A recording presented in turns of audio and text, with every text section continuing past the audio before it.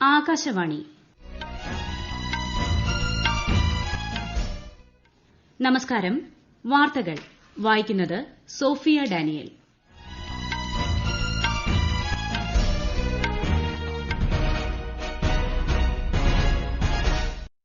പ്രധാന വാർത്തകൾ.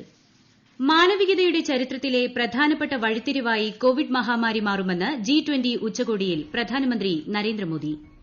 ഭീകരത പ്രോത്സാഹിപ്പിക്കുന്ന രാജ്യങ്ങളെ ലോകസമൂഹം ഒറ്റപ്പെടുത്തണമെന്ന് ഉപരാഷ്ട്രപതി എം വെങ്കയ്യനായിഡു. രാജ്യത്ത് കോവിഡ് ചികിത്സയിലുള്ളത് ആകെ രോഗികളുടെ 4.86% മാത്രം. പരിശോധനകൾ 13 കോടി പിന്നിട്ടു. കേരളത്തിൽ ടെസ്റ്റ് പോസിറ്റിവിറ്റി നിരക്ക് 9.59%. ചികിത്സയിലുള്ളത് 66,000-ലേറെ പേർ. മരണം 2022 ആയി. ISLൽ മുംബൈ FCയെ പരാജയപ്പെടുത്തി നോർത്ത് ഈസ്റ്റ് യുണൈറ്റഡിന് ജയം. ATP ഫൈനൽസ് ടെന്നീസിൽ ഡൊമിനിക് തീം ഫൈനലിൽ. വാർത്തകൾ വിശദമായി. മാനവികതയുടെ ചരിത്രത്തിലെ പ്രധാനപ്പെട്ട വഴിത്തിരിവായി കോവിഡ് മഹാമാരി മാറുമെന്ന് പ്രധാനമന്ത്രി നരേന്ദ്രമോദി. 15ാമത് G20 ഉച്ചകോടിയെ അഭിസംബോധന ചെയ്യുകയായിരുന്നു അദ്ദേഹം. കൂടുതൽ വിവരങ്ങളുമായി ആമിന. രണ്ടാം ലോക മഹായുദ്ധത്തിന് ശേഷം ലോകം അഭിമുഖീകരിക്കുന്ന ഏറ്റവും വലിയ വെല്ലുവിളിയാണ് കോവിഡ്-19 മഹാമാരിയെന്ന് പ്രധാനമന്ത്രി പറഞ്ഞു. സാമ്പത്തിക വീണ്ടെടുപ്പ്, തൊഴിൽ, വ്യാപാരം തുടങ്ങിയ മേഖലയിലെ തിരിച്ചുവരവിൽ മാത്രം ഒതുങ്ങാതെ ഭൂമിയുടെ സംരക്ഷണത്തിന് പ്രാധാന്യം നൽകുന്ന പ്രവർത്തനങ്ങളാണ് ആവശ്യം. കോവിഡാനന്തര ലോകത്തിനു വേണ്ട ആഗോള സൂചികയ്ക്ക് ആവശ്യമായ 4 ഘടകങ്ങളെക്കുറിച്ചും വെർച്വൽ അഭിസംബോധനയിൽ പ്രധാനമന്ത്രി പരാമർശിക്കുകയുണ്ടായി. വിപുലമായ വൈദഗ്ധ്യ സമന്വയം, സമൂഹത്തിന്റെ നാനാതുറയിലുള്ളവർക്കും പ്രയോജനപ്പെടുന്ന രീതിയിൽ സാങ്കേതിക വിദ്യയുടെ ഗുണഫലങ്ങൾ ഉറപ്പാക്കൽ, ഭരണനിർവഹണത്തിലെ സുതാര്യത, വിശ്വാസ്യത കാത്തുസൂക്ഷിച്ച് ഭൂമിമാതാവിനെ സമീപിക്കുക തുടങ്ങിയവയാണ് അദ്ദേഹം മുന്നോട്ടുവച്ചത്. ഇവയുടെ അടിസ്ഥാനത്തിൽ പുതിയ ഒരു ലോകത്തിന് അടിത്തറയിടാൻ G20ക്കാകുമെന്ന് പ്രധാനമന്ത്രി പറഞ്ഞു. സൌദി അറേബ്യ അധ്യക്ഷത വഹിക്കുന്ന G20 ഉച്ചകോടി ഇന്നും തുടരും. 2020 ഡിസംബർ 1-ന് ഇറ്റലി G20യുടെ അധ്യക്ഷസ്ഥാനം ഏറ്റെടുക്കുമ്പോൾ സൌദി അറേബ്യയോടൊപ്പം ഇന്ത്യയും G20 കൂട്ടായ്മയുടെ 3-അംഗ കമ്മിറ്റിയിലേക്കെത്തും. News desk Akashvani. ഉത്തർപ്രദേശിലെ വിവിധ കുടിവെള്ള വിതരണ പദ്ധതികൾക്ക് പ്രധാനമന്ത്രി നരേന്ദ്രമോദി ഇന്ന് തുടക്കം കുറിക്കും. മിർസാപൂർ, സോൻഭദ്ര തുടങ്ങിയ ജില്ലകളിലെ 5,555 കോടി രൂപയുടെ പദ്ധതികൾക്കാണ് വീഡിയോ കോൺഫറൻസിംഗിലൂടെ അദ്ദേഹം തറക്കല്ലിടുന്നത്. ഗ്രാമീണ ജല ശുചിത്വ കമ്മിറ്റി അംഗങ്ങളുമായും പ്രധാനമന്ത്രി സംവദിക്കും. 2,995 ഗ്രാമങ്ങളിലെ 42 ലക്ഷത്തിലേറെ ജനങ്ങൾക്ക് പദ്ധതിയുടെ പ്രയോജനം ലഭിക്കും. 2 വർഷത്തിനകം പദ്ധതികൾ പൂർത്തിയാക്കുകയാണ് ലക്ഷ്യം. ഭീകരത പ്രോത്സാഹിപ്പിക്കുന്ന രാജ്യങ്ങളെ ലോകസമൂഹം ഒറ്റപ്പെടുത്തണമെന്ന് ഉപരാഷ്ട്രപതി എം വെങ്കയ്യനായിഡു. ലാൽ ബഹാദൂർ ശാസ്ത്രി ദേശീയ മികവ് പുരസ്കാരം വെർച്വലായി സമ്മാനിച്ച് സംസാരിക്കുകയായിരുന്നു അദ്ദേഹം. ഭീകരവാദത്തെ സഹായിക്കുന്ന രാഷ്ട്രങ്ങൾക്കെതിരെ ഉപരോധം ഏർപ്പെടുത്തണമെന്നും അദ്ദേഹം പറഞ്ഞു. വർദ്ധിച്ചുവരുന്ന ഭീകരപ്രവർത്തനങ്ങളിൽ ഉപരാഷ്ട്രപതി ആശങ്ക അറിയിച്ചു. അന്താരാഷ്ട്ര ഭീകരതയ്ക്കെതിരെ ഇന്ത്യ മുന്നോട്ടുവച്ച സമഗ്ര ഉടമ്പടി സംബന്ധിച്ച ശുപാർശ UN അംഗീകരിക്കണമെന്നും അദ്ദേഹം പറഞ്ഞു. കാലാനുസൃതമായ മാറ്റങ്ങൾ ഐക്യരാഷ്ട്രസഭയിലും ആവശ്യമാണെന്നും ശ്രീ വെങ്കയ്യനായിഡു അഭിപ്രായപ്പെട്ടു. അഫ്ഗാൻ തലസ്ഥാനമായ കാബൂളിലെ ജനവാസ മേഖലയിൽ ഇന്നലെയുണ്ടായ റോക്കറ്റ് ആക്രമണത്തിൽ 8 പ്രദേശവാസികൾ കൊല്ലപ്പെട്ടു. 31 പേർക്ക് പരിക്കേറ്റു. ഭീകരവാദികൾ ചെറിയ ട്രക്കിലെത്തിച്ച 14 റോക്കറ്റുകളാണ് ആക്രമണത്തിന് ഉപയോഗിച്ചതെന്ന് പ്രതിരോധ മന്ത്രാലയ വൃത്തങ്ങൾ അറിയിച്ചു.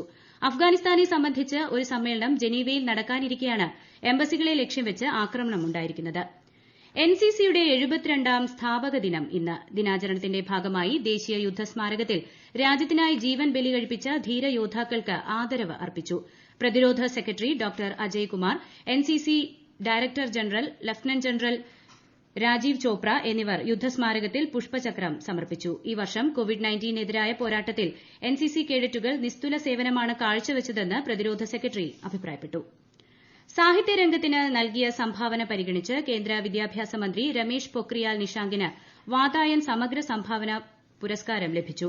ഇംഗ്ലണ്ടിൽ വീഡിയോ കോൺഫറൻസിംഗിലൂടെ നടന്ന വാതായൻ UK ആഘോഷ പരിപാടിയിലാണ് ശ്രീ നിഷാങ്ക് പുരസ്കാരം സ്വീകരിച്ചത്.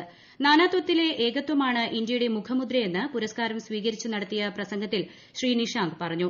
ഭാഷകൾക്ക് നമ്മുടെ സംസ്കാരത്തിൽ ഏറെ പ്രാധാന്യമുണ്ട് എന്നും അദ്ദേഹം കൂട്ടിച്ചേർത്തു. ഈ വാർത്തകൾ ആകാശവാണിയിൽ നിന്ന്. കൊറോണ ആശങ്കയല്ല, ജാഗ്രതയാണ് വേണ്ടത്. കേന്ദ്ര ആരോഗ്യ മന്ത്രാലയം പുറപ്പെടുവിക്കുന്ന നിർദ്ദേശങ്ങൾ. ജനങ്ങൾ കൂട്ടം കൂടുന്നത് ഒഴിവാക്കുക. ഇടയ്ക്കിടെ കൈകൾ സോപ്പും വെള്ളവും ഉപയോഗിച്ചോ സാനിറ്റൈസർ ഉപയോഗിച്ചോ വൃത്തിയാക്കുക. നിർബന്ധമായും മാസ്ക് ധരിക്കുക. പനിയോ ചുമയോ ശ്വാസതടസ്സമോ തുടരുന്ന സാഹചര്യത്തിൽ വൈദ്യസഹായം തേടുക. കൊറോണയെ സംബന്ധിച്ച വിവരങ്ങൾക്ക് ആരോഗ്യ മന്ത്രാലയത്തിന്റെ 1075ലും ദിശയുടെ 1056ലും ബന്ധപ്പെടാം. രാജ്യത്തെ കോവിഡ് പ്രതിരോധ പ്രവർത്തനങ്ങൾ മികവുറ്റതാണെന്ന് കേന്ദ്ര ആഭ്യന്തരമന്ത്രി അമിത്ഷാ. ചെന്നൈയിൽ 67,378 കോടി രൂപയുടെ വിവിധ വികസന പദ്ധതികളുടെ നിർമ്മാണ ഉദ്ഘാടനം നിർവഹിക്കുകയായിരുന്നു അദ്ദേഹം. തമിഴ്നാട്ടിൽ നിരവധി വികസന പദ്ധതികളാണ് കേന്ദ്ര സർക്കാർ ആവിഷ്കരിച്ച് നടപ്പാക്കിയിരിക്കുന്നത്. കോൺഗ്രസും ഡിഎംകെയും നിരവധി വർഷങ്ങൾ ഭരണം കൈയാളിയെങ്കിലും സംസ്ഥാനത്ത് വികസനം ഉറപ്പാക്കാനായിട്ടില്ലെന്ന് അദ്ദേഹം ആരോപിച്ചു. 118 കിലോമീറ്റർ ദൈർഘ്യം വരുന്ന ചെന്നൈ മെട്രോ റെയിലിന്റെ രണ്ടാം ഘട്ടത്തിനും കേന്ദ്രമന്ത്രി തുടക്കം കുറിച്ചു. 61,843 കോടി രൂപ ചെലവഴിച്ചാണ് പദ്ധതി നടപ്പാക്കുന്നത്.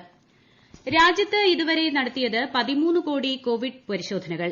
പ്രതിദിനം 10 ലക്ഷത്തിലേറെ പേരെ പരിശോധിക്കാനുള്ള സൌകര്യം രാജ്യത്ത് നിലവിൽ ലഭ്യമാണെന്ന് കേന്ദ്ര ആരോഗ്യ മന്ത്രാലയം അറിയിച്ചു. അവസാന 1 കോടി പരിശോധനകൾ നടത്തിയത് 10 ദിവസത്തിനിടെയാണ്. ദേശീയതലത്തിലെ ടെസ്റ്റ് പോസിറ്റിവിറ്റി നിരക്ക് 6.93%. കഴിഞ്ഞ ദിവസം ഇത് 4.34%. ആകെ രോഗികളുടെ 4.86% മാത്രമാണ് ഇപ്പോൾ ചികിത്സയിലുള്ളത്. കോവിഡ് മുക്തരുടെ എണ്ണം 85 ലക്ഷത്തിലേക്ക് അടുക്കുകയാണ്. പൂനെ, ഔറംഗാബാദ് മുനിസിപ്പൽ കോർപ്പറേഷനുകളിൽ നാളെ മുതൽ സ്കൂളുകൾ തുറക്കാനുള്ള തീരുമാനം ഉപേക്ഷിച്ചു. അടുത്ത മാസം 31 വരെ മുംബൈയിലും സ്കൂളുകൾ തുറക്കില്ല. മഹാരാഷ്ട്രയിൽ കോവിഡ് വ്യാപനം കുറഞ്ഞിരുന്നെങ്കിലും ദീപാവലിക്ക് ശേഷം രോഗികളുടെ എണ്ണം ഉയരുകയാണ്. കോവിഡ് വ്യാപനം വർദ്ധിക്കുന്ന സാഹചര്യത്തിൽ നിയന്ത്രണങ്ങൾ ശക്തമാക്കി ഹിമാചൽ സർക്കാർ. ഞായറാഴ്ചകളിൽ ഷിംലയിലെ എല്ലാ കമ്പോളങ്ങളും അടച്ചിടാൻ തീരുമാനിച്ചു. അവശ്യ സാധനങ്ങൾ വിൽക്കുന്ന കടകളെ ഇതിൽ നിന്ന് ഒഴിവാക്കിയിട്ടുണ്ട്. കേരളത്തിൽ കോവിഡ് ചികിത്സയിലുള്ളവരുടെ എണ്ണം 66,856 ആയി. ഇന്നലെ 5,772 പേർക്ക് കൂടി രോഗം സ്ഥിരീകരിച്ചു. 6,719 പേർ രോഗമുക്തി നേടി. കഴിഞ്ഞ 24 മണിക്കൂറിനിടെ 60,210 സാമ്പിളുകളാണ് പരിശോധിച്ചത്. 9.59 ആണ് ടെസ്റ്റ് പോസിറ്റിവിറ്റി നിരക്ക്. 25 മരണം കൂടി കോവിഡ് മൂലമാണെന്ന് സ്ഥിരീകരിച്ചതോടെ ആകെ മരണം 2000 കടന്നു. ലോകത്ത് കോവിഡ് ബാധിതരുടെ എണ്ണം 5,84 ലക്ഷം പിന്നിട്ടു. ഇതിൽ 4 കോടിയിലേറെ പേർ രോഗമുക്തരായി. 13,85,000 പേരാണ് മരിച്ചത്. നിലവിൽ 1,66 ലക്ഷത്തോളം പേരാണ് ചികിത്സയിലുള്ളത്. ഏറ്റവും കൂടുതൽ രോഗബാധിതരുള്ള അമേരിക്കയിൽ 1,62,000-ലധികം പേർക്കാണ് പുതുതായി കോവിഡ് സ്ഥിരീകരിച്ചത്.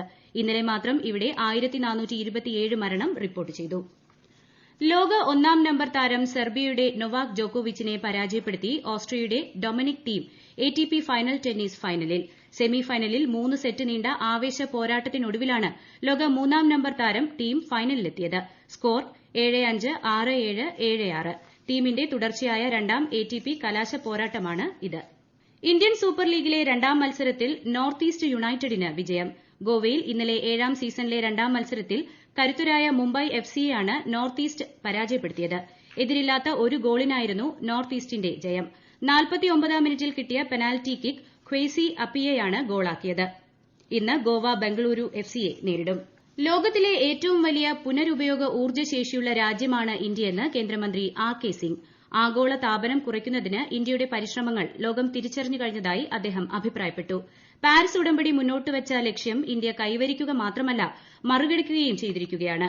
2023ഓടെ പുനരുപയോഗ ഊർജ്ജശേഷി 40%-ലെത്തിക്കുകയാണ് ലക്ഷ്യമെന്നും ശ്രീ R.K. സിംഗ് ആകാശവാണിക്ക് നൽകിയ അഭിമുഖത്തിൽ പറഞ്ഞു. പ്രധാന വാർത്തകൾ വീണ്ടും. മാനവികതയുടെ ചരിത്രത്തിലെ പ്രധാനപ്പെട്ട വഴിത്തിരിവായി കോവിഡ് മഹാമാരി മാറുമെന്ന് G20 ഉച്ചകോടിയിൽ പ്രധാനമന്ത്രി നരേന്ദ്രമോദി. ഭീകരത പ്രോത്സാഹിപ്പിക്കുന്ന രാജ്യങ്ങളെ ഒറ്റപ്പെടുത്തണമെന്ന് ഉപരാഷ്ട്രപതി എം വെങ്കയ്യ നായിഡു. രാജ്യത്ത് കോവിഡ് ചികിത്സയിലുള്ളത് ആകെ രോഗികളുടെ 4.86% മാത്രം. പരിശോധനകൾ 13 കോടി പിന്നിട്ടു. കേരളത്തിൽ ടെസ്റ്റ് പോസിറ്റിവിറ്റി നിരക്ക് 9.59%. ചികിത്സയിലുള്ളത് 66,000-ലേറെ പേർ. മരണം 2022 ആയി. ISLൽ മുംബൈ FC-യെ പരാജയപ്പെടുത്തി നോർത്ത് ഈസ്റ്റ് യുണൈറ്റഡിന് ജയം. ATP ഫൈനൽസ് ടെന്നീസിൽ ഡൊമിനിക് തീം ഫൈനലിൽ. വാർത്തകൾ കഴിഞ്ഞു.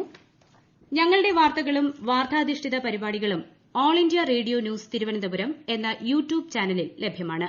കൂടാതെ കൂടുതൽ വാർത്തകൾക്കായി @all India radio news Thiruvananthapuram എന്ന ഫേസ്ബുക്ക് പേജും @ARnews_TVM എന്ന ട്വിറ്റർ ഹാൻഡിലും സന്ദർശിക്കുക.